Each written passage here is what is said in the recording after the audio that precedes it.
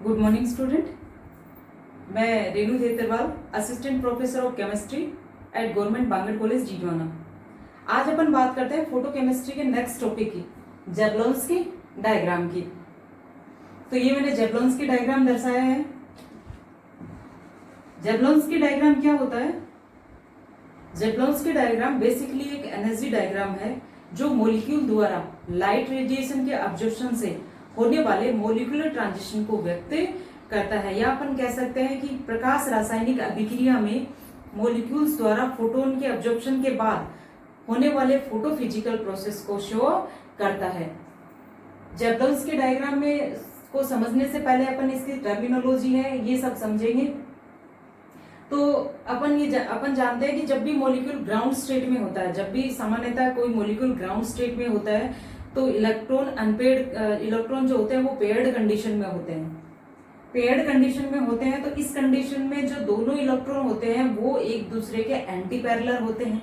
Anti parallel होते हैं इसका मतलब एक इलेक्ट्रॉन की स्पिन जो होती है अगर क्लॉकवाइज है तो दूसरे इलेक्ट्रॉन की स्पिन क्या होगी? एंटी क्लॉकवाइज होगी। यानी अपन कह सकते हैं कि मान लीजिए एक इलेक्ट्रॉन की स्पिन क्या है? प्लस हाफ है, तो दूसरे इलेक्ट्रॉन की स्पिन क्या होगी? माइनस हाफ होगी। तो टोटल स्पिन क्या होगी? एस इक्वल टू होगी plus half minus half equal to क्या होगी? 0। तो spin multiplicity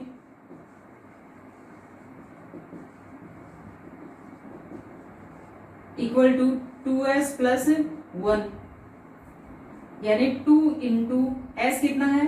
0, 0 plus 1। Spin multiplicity कितनी आती है? 1। यानी अपन क्या कहेंगे कि मॉलिक्यूल जो है वो सिंगलेट ग्राउंड स्टेट में है। क्यों? क्योंकि अपन देख रहे हैं कि जब मॉलिक्यूल ग्राउंड स्टेट में होता है तो उसके पास इलेक्ट्रॉन जो होता है वो पेयर्ड कंडीशन में होता है, और पेयर्ड इलेक्ट्रॉन की स्पिन क्या होती है? एक दूसरे के रिवर्स होती है।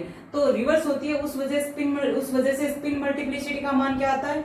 1 आता है। इसलिए कहा जाता है कि मॉलिक्यूल क्या है? सिंगलेट ग्राउंड स्टेट में है। तो उस सिंगलेट ग्राउंड स्टेट में, इसलिए ग्राउंड स्टेट को यहाँ एस नोट से शो किया गया है। जब मॉलिक्यूल के द्वारा रेडिएशंस का अब्जॉर्प्शन किया जाता है तो ये जो पेयर्ड इलेक्ट्रॉन है, इन पेयर्ड इलेक्ट्रॉन में से एक इलेक्ट्रॉन अपनी स्पिन को चेंज किए बिना हायर एनर्जी लेवल में चला जाता है, हायर एनर्जी लेवल में एक्साइट हो जाता है। तो अपन जैसे कि ये पेयर्ड इलेक्ट्रॉन थे,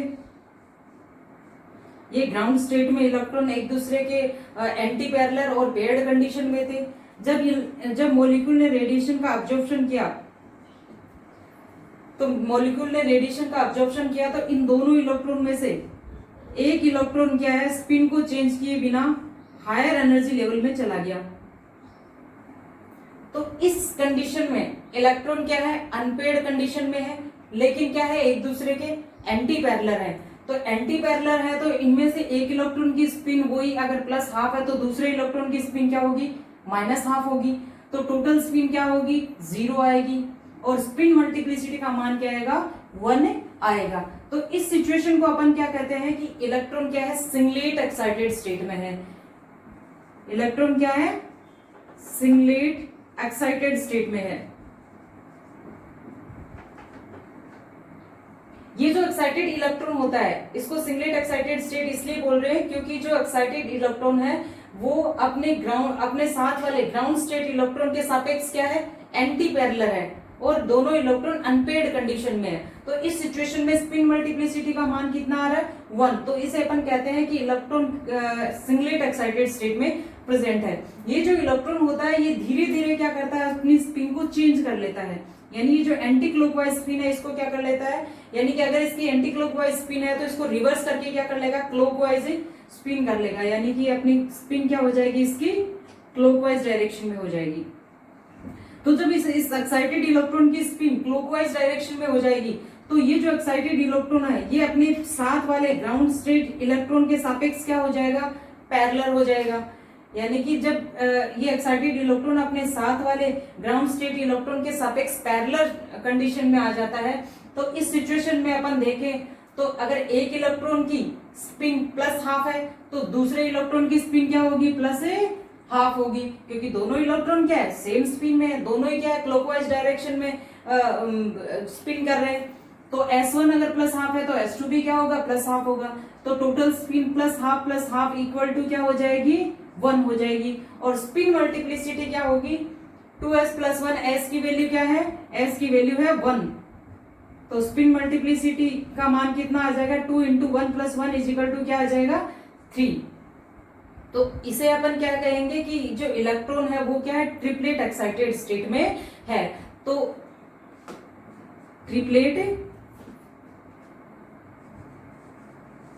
ट्रिपलेट एक्साइटेड स्टेट, ये जो सिंगलेट एक्साइटेड स्टेट है इनको अपन S1, S2, S3 से डिनोट करेंगे। S1 का मतलब है first singlet excited state, S2 का मतलब है second singlet excited state, S3 का मतलब है थर्ड सिंगलेट एक्साइटेड स्टेट। और जो ट्रिपलेट एक्साइटेड स्टेट है उनको T1, T2, T3 से शो करेंगे। T1 first triplet excited state, T2 second triplet excited state और T3 क्या है, थर्ड ट्रिपलेट एक्साइटेड स्टेट। यानी कि इन तीनों कंडीशन में, यानी तीनों स्टेट में क्या डिफरेंस देखने को मिल रहा है कि ग्राउंड स्टेट में दोनों इलेक्ट्रॉन पेड कंडीशन में है और एक दूसरे के क्या है, एंटी पैरेलल है, इसलिए स्पिन मल्टीप्लिसिटी का मान क्या आ रहा है, 1 आ रहा है। इसलिए ग्राउंड स्टेट को अपन क्या कह रहे हैं, सिंगलेट ग्राउंड स्टेट या फिर S नोड से डिनोट कर रहे हैं। जब इलेक्ट्रॉन एक्साइट होकर अपर लेवल में चला जाता है लेकिन अपनी स्पिन को चेंज नहीं करता, तो उस कंडीशन में इलेक्ट्रॉन अनपेड तो होते हैं, ग्राउंड स्टेट इलेक्ट्रॉन और एक्साइटेड इलेक्ट्रॉन आपस में एक दूसरे के सापेक्ष क्या होते हैं, एंटी पैरेलल ही रहते हैं, लेकिन क्या होते हैं, अनपेड कंडीशन में रहते हैं। तो इसमें अपन स्पिन मल्टीप्लिसिटी निकालते हैं तो क्या आती है, 1 आती है। तो इस कंडीशन को अपन कहते हैं कि इलेक्ट्रॉन जो है वो सिंगलेट एक्साइटेड स्टेट में है। जब इलेक्ट्रॉन धीरे धीरे अपनी स्पिन को चेंज कर लेता है और चेंज करके क्या करता है, ये जो एक्साइटेड इलेक्ट्रॉन होता है ये अपने साथ वाले ग्राउंड स्टेट इलेक्ट्रॉन के सापेक्ष पैरेलल हो जाता है। तो पैरेलल हो जाएगा तो उस कंडीशन में इन दोनों इलेक्ट्रॉन की स्पिन सेम हो जाएगी। यानी अगर दोनों इलेक्ट्रॉन क्लॉकवाइज डायरेक्शन में भी स्पिन कर सकते हैं या फिर कह सकते हैं दोनों इलेक्ट्रॉन एंटी क्लॉकवाइज डायरेक्शन में भी स्पिन कर सकते हैं। तो दोनों अनपेड इलेक्ट्रॉन की स्पिन जब सेम हो जाती है तो उस कंडीशन में स्पिन मल्टीप्लिसिटी का मान कितना हो जाता है, 3 हो जाता है। तो इस कंडीशन को अपन कहते हैं कि इलेक्ट्रॉन जो है वो ट्रिपलेट एक्साइटेड स्टेट में है। तो ये तो होगी इसकी जेप्लोन्स्की डायग्राम की बेसिक टर्मिनोलॉजी। तो अपन ने देखा कि जब मॉलिक्यूल के द्वारा रेडिएशन का अब्जॉर्प्शन किया जाता है तो इलेक्ट्रॉन एक्साइट होकर हायर एनर्जी लेवल में चले जाते हैं। इस प्रोसेस को क्या कहते हैं, अब्जॉर्प्शन कहते हैं। लेकिन अपन जानते हैं कि एक्साइटेड इलेक्ट्रॉन होता है वो हाईली अनस्टेबल होता है। तो इस वजह से क्या होता है कि जो electron higher excited energy level में होता है या फिर कहते हैं हायर एनर्जी लेवल में प्रेजेंट होते हैं, वो क्या करते हैं, अपनी एनर्जी को इमिट करके वापस से क्या आ जाते हैं, लोअर एनर्जी लेवल में या फिर कह सकते हैं ग्राउंड स्टेट में आ जाते हैं। तो इस प्रोसेस को अपन क्या कहते हैं, रिलैक्सेशन कहते हैं। यानी कि जब एक्साइटेड मॉलिक्यूल अपनी एनर्जी को रिलीज करके वापस से जब ग्राउंड स्टेट में आता है तो उस प्रोसेस को अपन क्या कहते हैं, रिलैक्सेशन कहते हैं। तो अब बात करते हैं रिलैक्सेशन प्रोसेस की।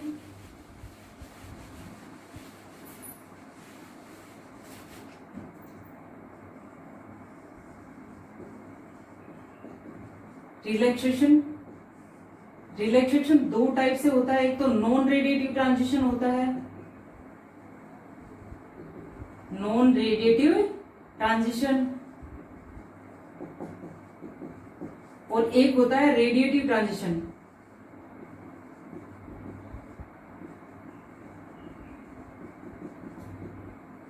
नॉन रेडिएटिव ट्रांजिशन 2 तरीके से हो सकता है। एक तो होता है IC इंटरनल कन्वर्जन और दूसरा होता है ISC इंटर सिस्टम कन्वर्जन। और जो रेडिएटिव ट्रांजिशन होता है वो भी 2 तरीके से होता है, फ्लोरोसेंस एंड फोस्फोरिसेंस। ठीक है, अब अपन बात करते हैं नॉन रेडिएटिव ट्रांजिशन की।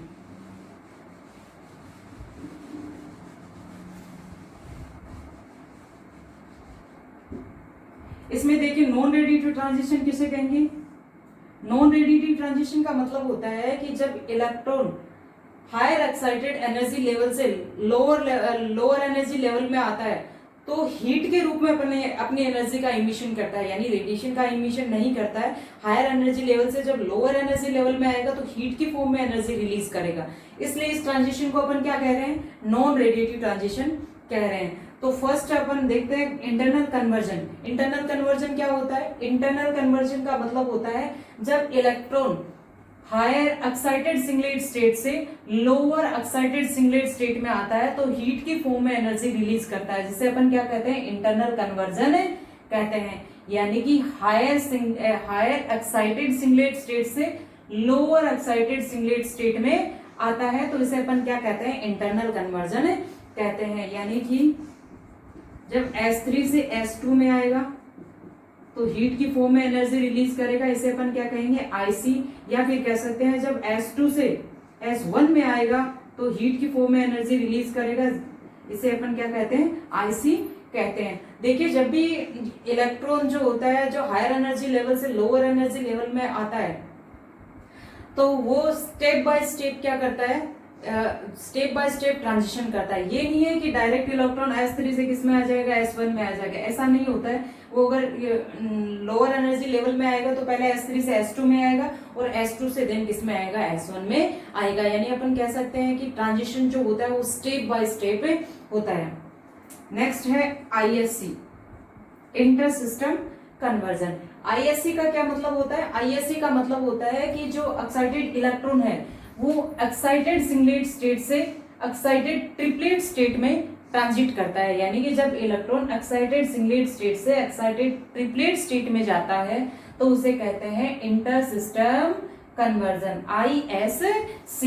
यानी अपन कह सकते हैं कि इलेक्ट्रॉन जब S3 से T3 में जाएगा तो हीट के रूप में एनर्जी का इमिशन करेगा, जिसे अपन क्या कह रहे हैं, ISC।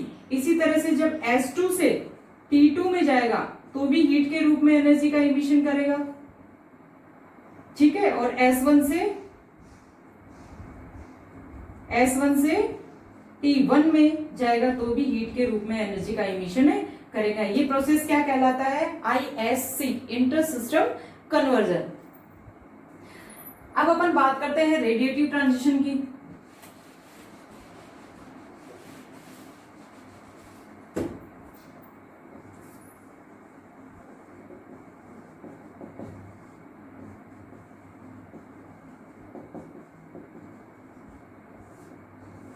रेडिएटिव ट्रांजिशंस का मतलब होता है जब excited electron higher energy level से लोअर एनर्जी लेवल में आता है तो रेडिएशन की फॉर्म में एनर्जी को इमिट करता है। इसलिए इस ट्रांजिशन को अपन क्या कहते हैं, रेडिएटिव ट्रांजिशन कहते हैं। ये दो तरीके से होता है, एक तो होता है फ्लोरोसेंस। फ्लोरोसेंस का मतलब क्या होता है कि जब electron first singlet excited state से ग्राउंड स्टेट में आता है तो रेडिएशन का इमिशन करता है, जिसे अपन क्या कह रहे हैं, फ्लोरोसेंस कह रहे हैं। यानी कि जब इलेक्ट्रॉन S1 से S0 में आएगा तो रेडिएशन की फॉर्म में एनर्जी रिलीज करेगा, जिसे अपन क्या कहते हैं, फ्लोरोसेंस कहते हैं। ये जो फ्लोरोसेंस होता है इसका लाइफ पीरियड क्या होता है, बहुत ही कम होता है। यानी कि 10⁻⁴ सेकेंड से 10⁻⁸ सेकेंड तक होता है। इसका मतलब ये हुआ कि जैसे ही ये लाइट सोर्स बंद कर देंगे फ्लोरोसेंस का इमिशन बंद हो जाएगा। ऐसा क्यों होता है, क्योंकि सिंगलेट स्टेट की स्टेबिलिटी क्या होती है, कम होती है। इसलिए जब तक लाइट सोर्स चालू रखते हैं तब तक ही फ्लोरोसेंस दिखाई देता है, यानी फ्लोरोसेंस का इमिशन होता है। नेक्स्ट है फोस्फोरेसेंस।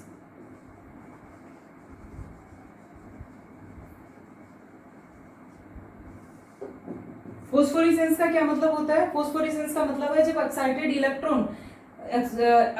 इलेक्ट्रॉन जो है वो ट्रिपलेट एक्साइटेड स्टेट से ग्राउंड स्टेट में आता है। यानी फर्स्ट ट्रिपलेट एक्साइटेड स्टेट से जब वो ग्राउंड स्टेट में आएगा तो रेडिएशन की फॉर्म में एनर्जी इमिट करेगा, जिसे अपन इस प्रोसेस को अपन क्या कहते हैं, इस ट्रांजिशन को अपन क्या कहते हैं, फोस्फोरेसेंस कहते हैं। यानी T1 से जब S0 में आता है तो जो रेडिएशन इमिट करता है इस प्रोसेस को अपन क्या कहते हैं, फोस्फोरेसेंस कहते हैं। फोस्फोरेसेंस का टाइम पीरियड थोड़ा फ्लोरेसेंस की कंपेयर में ज्यादा होता है, यानी कि लगभग 10⁻³ सेकेंड से कितना होता है, 10⁻⁵ सेकेंड होता है। इसका मतलब ये हुआ कि अगर आप लाइट सोर्स बंद कर दोगे तो भी अपने को फोस्फोरेसेंस होता रहेगा। क्यों? क्योंकि ट्रिपलेट स्टेट जो होती है वो सिंगलेट स्टेट की कंपेयर में ज्यादा स्टेबल होती है, क्योंकि इसकी स्पिन मल्टीप्लिसिटी का मान क्या होता है, सिंगलेट की कंपेयर में क्या होता है, ज्यादा होता है। तो ये था जोग्लोवस्की डायग्राम। यानी जोग्लोवस्की डायग्राम हमें ये बताता है कि जब किसी मॉलिक्यूल के द्वारा लाइट का या फिर कह सकते हैं रेडिएशंस का अब्जॉर्प्शन किया जाता है तो किस तरह से मॉलिक्यूलर ट्रांजिशन होते हैं। तो इस तरह से एब्जॉर्प्शन से इलेक्ट्रॉनिक ट्रांजिशन होते हैं, और इलेक्ट्रॉनिक जैसे इलेक्ट्रॉन एक्साइटेड स्टेट में चला जाता है तो इलेक्ट्रॉन एक्साइटेड एनर्जी लेवल में चला जाता है, तो एक्साइटेड एनर्जी लेवल से इलेक्ट्रॉन वेरियस पाथ के थ्रू क्या आता है, वापस से ग्राउंड स्टेट में आता है। जैसे S3 से S2 में आया तो इसे इंटरनल कन्वर्जन कह दिया, जब इलेक्ट्रॉन S3 से T3 में गया तो इसे ISC कह दिया। इसी तरह से इलेक्ट्रॉन जब S1 से S0 में आया तो रेडिएशन की फॉर्म में एनर्जी रिलीज करी तो इसे फ्लोरोसेंस कहते हैं। और जब इलेक्ट्रॉन T1 एक्साइटेड स्टेट से जब ग्राउंड स्टेट में आया तो रेडिएशन की फॉर्म में एनर्जी रिलीज करी तो जिसे अपन क्या नाम दिया, फोस्फोरेसेंस नाम है दिया। तो ये है जैवलॉन्स्की डायग्राम। Thank you.